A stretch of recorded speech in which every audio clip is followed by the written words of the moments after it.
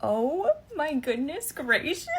I loved every single second of this episode. These are my unfiltered thoughts right after watching. Conrad Fisher, the man that you are. First of all, sassy Conrad made an impeccable comeback this entire episode. I loved seeing him stand his ground, and I loved seeing him physically step closer and closer to Belly, confronting her with the truth that she's been ignoring this entire time. I loved seeing him and other characters do this.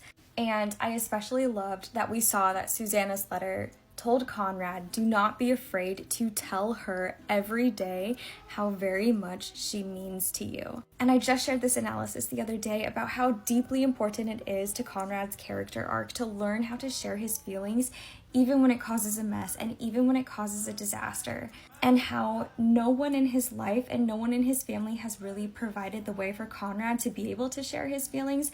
These words from his mom are so deeply, deeply important. This is Conrad refusing to pretend and refusing to put on an act and being fully vulnerable, fully messy, and it's the best we've ever seen him. It's so important to understand just how terrified Conrad has probably been this entire summer, not knowing where his future is going, not knowing what's going to happen with his career, being terrified of losing Belly, being terrified of telling her how he feels. And I just feel like this letter is so incredibly validating for the courage that he's tried to muster in these moments. Susanna tells him to cook for her, to be a good listener, to pay attention to whether she wears gold or silver jewelry. Also, to not try to win every argument, and I feel like this parallels a lot of the things that we've seen from Belly and Conrad this summer versus Belly and Jeremiah.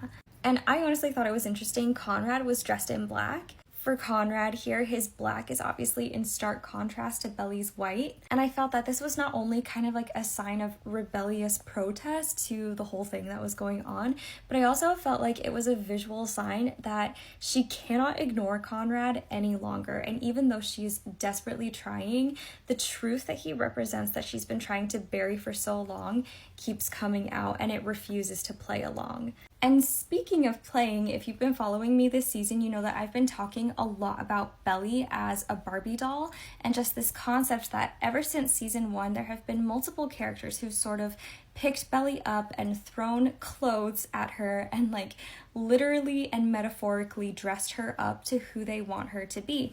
Taylor is one of those characters. Taylor season 1 and season 2 was throwing clothes at Belly, throwing bad advice at Belly, and trying to project her own trauma onto Belly, sort of dressing her up like her own Barbie doll and pushing her together with Jeremiah as if he was Ken.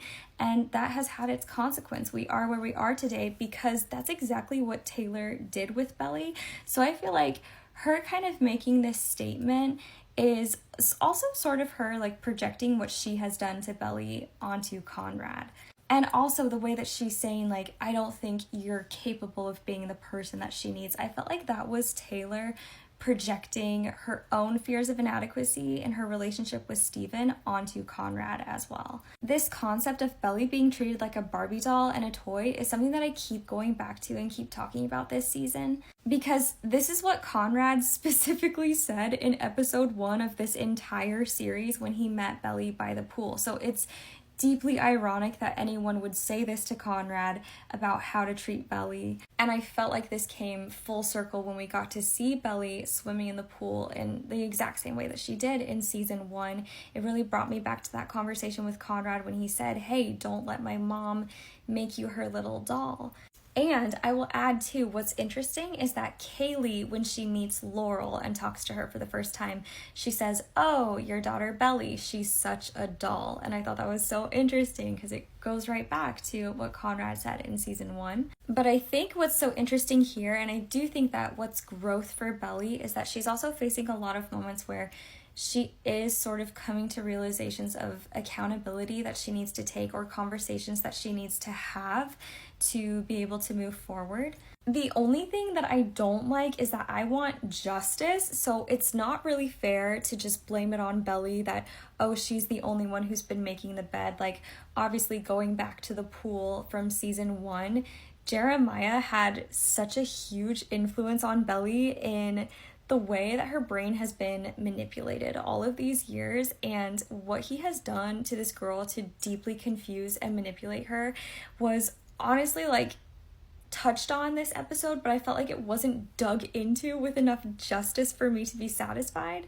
And what I mean when I say that is that Jeremiah says, I know that Conrad's been in love with you this whole summer, even longer. And you can see this look on Belly's face. This is not just a look of shock. This is a look of horror. I also feel like this is a look of like, excuse me, what? What do you mean you knew? And it kind of goes back to what Belly was telling Conrad, where she says, like, how was I supposed to know that you were still supposedly in love with me? The fact that Jeremiah says with his full chest that he knew, and he still proposed to Belly and still like carried out this relationship with her and like started the relationship in the way that he did when he knew that a part of her still was in love with Conrad.